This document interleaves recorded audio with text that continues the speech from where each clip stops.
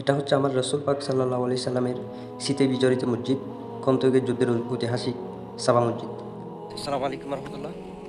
আলহামদুলিল্লাহ, আজকে আমি জুমার নামাজ আদায় করব ঐতিহাসিক সাবা মসজিদে, যেটা আমরা সাত মসজিদ নামে পরিচিত। এটা আমরা এই সাবা মসজিদ সাত মসজিদেই আজকে জুমার নামাজ আদায় করবো আলহামদুলিল্লাহ। এর আগেও আমি এই সাবা মসজিদ নিয়ে একটা ভিডিও করেছিলাম, এটা আমার ইউটিউব চ্যানেলও আছে। তো এখন আপনাদেরকে সাবা মসজিদের ভিতরের অংশটা ঘুরে দেখাবো, সবাই দেখার জন্য সঙ্গে দেখো। এটা হচ্ছে ঐতিহাসিক সাবা মসজিদ, এটা আমরা সাত মসজিদ নামে জানি সবাই।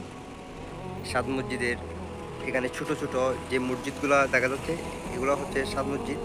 এখানে ছোট ছোট সাতটা মসজিদ আছে, তার মধ্যে এটা একটা, এবং এই বড় মসজিদের মধ্যে আছে তিনটা এর মধ্যে, এবং এই জায়গায় আছে একটা, এই আমরা যেটা দেখতে পাচ্ছেন এটা, এবং এই একটা সাত মসজিদের মধ্যে এটা একটা, এবং সবচেয়ে অন্যতম মসজিদ হচ্ছে এটাই আমার রসুল পাক সাল্লাল্লাহু আলাইহি সাল্লাম নামাজ আদায় করেছিলেন। এবং এই সাত মসজিদের খন্দকের যুদ্ধের অন্যতম স্থান হচ্ছে এই জায়গাটা।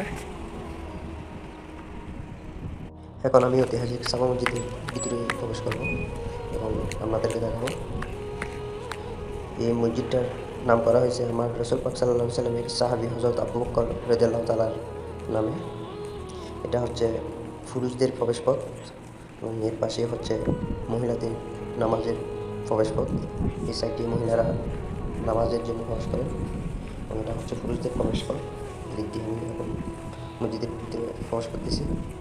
এটা হচ্ছে সাবা মসজিদের ভিতরে খোলা মাঠ, এই স্থানে নামাজ আদায় করে এবং এটা হচ্ছে ঐতিহাসিক সাবা মসজিদের ভিতরের অংশ।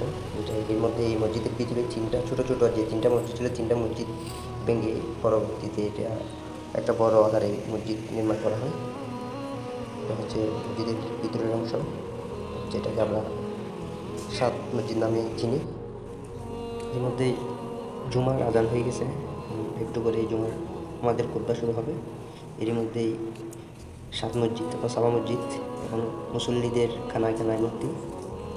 এই মসজিদগুলো নামাজ আদায় করলে মনের মধ্যে অন্যরকম একটা প্রশান্তি সৃষ্টি হয়, কারণ এই মসজিদগুলো হচ্ছে আমার রসুল পাক সাল্লাল্লাহু আলাইহি সাল্লামের স্মৃতি বিজড়িত মসজিদ। এখন আমি প্রবেশ করব ঐতিহাসিক সাবা মসজিদের সবচেয়ে অন্যতম মসজিদ, যে মসজিদে আমার রসুল পাক সাল্লাল্লাহু আলাইহি সাল্লাম নামাজ আদায় করেছিলেন। এই মসজিদে আমি এখানে নফল নামাজ আদায় করব।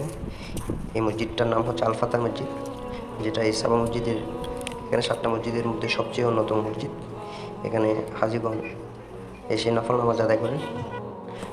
এই মসজিদটা হচ্ছে আমার রসুল পাক সাল্লাল্লাহু আলাইহি সাল্লামের আরেক সাহাবী সালমান ফারাজের নামে রাখা হয়েছে, কারণ এই মসজিদের এই স্থানে খন্দকের যুদ্ধে আমার রসুল পাক সাল্লাল্লাহু আলাইহি সাল্লামের এই সাহাবী সালমান ফারাজের তাঁবু ছিল, ওই জন্য এই মসজিদটির নাম ওই জন্য সালমান ফারাজের নামে রাখা হয়।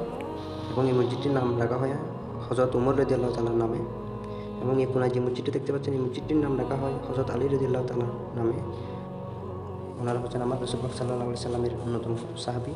সো গাইস, ভিডিওটা কেমন লাগছে অবশ্যই আমাকে কমেন্ট করে জানাবেন এবং আমার ইউটিউব চ্যানেলটা সাবস্ক্রাইব করে আমার সাথেই থাকুন। ধন্যবাদ সবাইকে। আসসালামু আলাইকুম।